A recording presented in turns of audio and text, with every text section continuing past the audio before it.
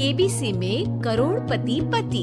सूरज के जीवन का एक ही फंडा था कि मेहनत तो गधा भी करता है, घर बैठे जो कमाए समझदार वही होता है। इसीलिए उसने कभी नौकरी ही नहीं ढूंढी। इस बात से हालांकि उसकी पत्नी शिखा बिल्कुल भी अग्री नहीं करती थी, पर फिर भी सूरज को समझाना बेकार था। टीवी में कैसे बनोगे करोड़पति का ऐड देखकर उसे लगा कि बस अब तो घर बैठे ही वो करोड़पति बन सकता है, और उसके पीछे उसने अपने सारे सोर्सेस एक्टिव कर दिए। 2 हफ्ते में उसके कलीग के साले के पड़ोसी के बेटे का सोर्स निकलता है जो कि उसे शो में पहुंचा सकता है, और सूरज उससे मिलने चला जाता है। अच्छा, तो हमें मुकेश जी बता रहे थे कि आप हमें शो में पहुंचा सकते हैं। हाँ, उसमें कोई तकलीफ नहीं है।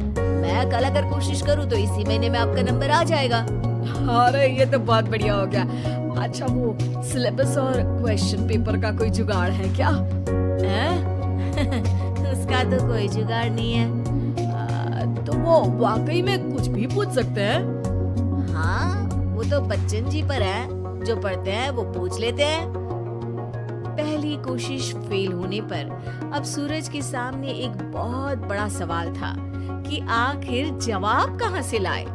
तब शिखा ने एक सजेशन दिया, क्यों ना सूरज अपने चचेरे भाई सुमित से मदद मांगे, जो कि यूपीएससी की तैयारी कर रहा था। हालांकि इतनी मेहनत करना सूरज को समझ में नहीं आता था, पर कोई और रास्ता ना मिलने पर वो आखिर सुमित से बात करता है। अरे सुमित, हमारा कैसे बनोगे करोड़पति के लिए सिलेक्शन होने वाला है। तुम हमें थोड़े चिट बनाने में मदद करोगे क्या? अरे भैया, चिट बनाए तो सालों हो गए, उसमें हमारा एक्सपर्टीज नहीं है, बल्कि आप बोलो तो हम आपकी पढ़ने में जरूर मदद कर सकते हैं।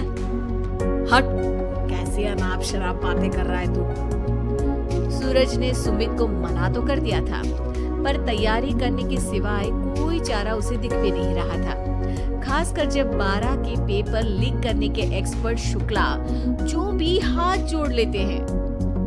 आखिर सूरज को सुमित के पास जाना ही पड़ा, और उसने सुमित और शिखा से वादा किया कि वो बहुत मेहनत करेगा। 1 महीने की तैयारी के बाद फाइनल हुआ कि शो से 1 हफ्ते पहले एक ट्रायल खेला जाएगा, जहां पर सारे रिश्तेदार ऑडियंस की जगह पर होंगे और शिखा सवाल पूछेगी। दूर दराज से भी रिश्तेदार आकर हाजिर हो गए देखने कि आखिर कैसे बनेगा सुमित करोड़पति। सब कुछ सेट था, और इतने में सूरज आकर अपना स्पीच देता है।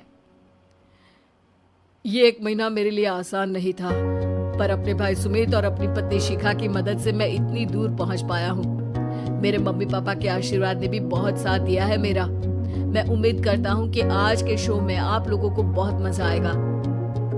साक्षी पहला सवाल पूछती है और पूरे कमरे में सन्नाटा छा जाता है। इंडिया में कितने स्टेट्स हैं? 3, सॉलिड, लिक्विड और गैस। अरे रुकिए, तो ऑप्शंस तो देने दीजिए। इतने में 5वीं कक्षा का चिंटू बोल उठता है।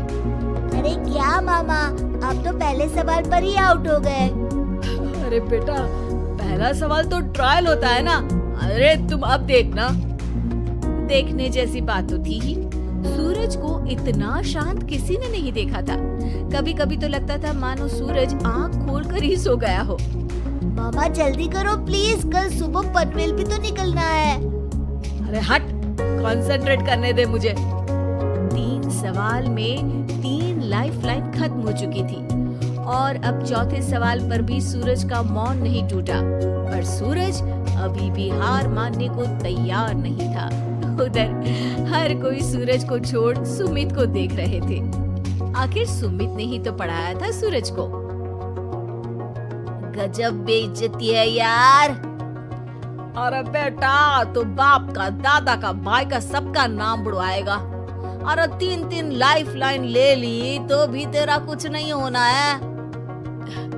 अरे कोई इतनी बात करता है क्या शो पर? अरे बेटा, शो पर तेरे जैसे भी तो नहीं आते ना। सूरज की ये जंग आखिर 1 घंटे बाद 5वें सवाल पर खत्म हो गई, जब उसने इंडिया के नेशनल बर्ड का नाम कहा, कौवा। अरे बेटा, मजा तो बहुत आया, बस थोड़ा टाइम पर खत्म होता तो आनंद भी आ जाता। ताने बारिश के बूंदों की तरह बरस रहे थे और सूरज को भी समझ आ रहा था कि ये करोड़पति बनना शायद उसके बस के बाहर की बात है। पर वो आखिर ये बात मान कैसे लेता? वो सख्त लौंडा जो ठहरा, उसने सोचा कि बेइज्जती तो हो ही चुकी है, पर अगर मैं हार नहीं मानूं तो शायद कुछ हो सकता है।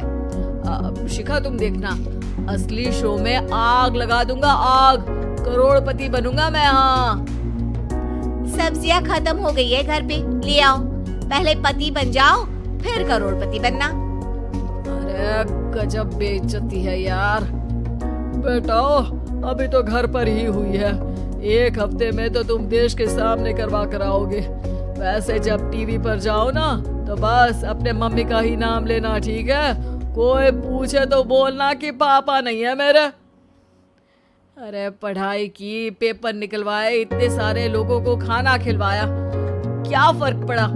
इसीलिए मैं कहता हूँ कि मेहनत तो गधा भी करता है, घर बैठे जो कमाए वही सिकंदर। लेकिन मामा, गधे भी जानते हैं कि हमारा राष्ट्रीय पक्षी मोर है।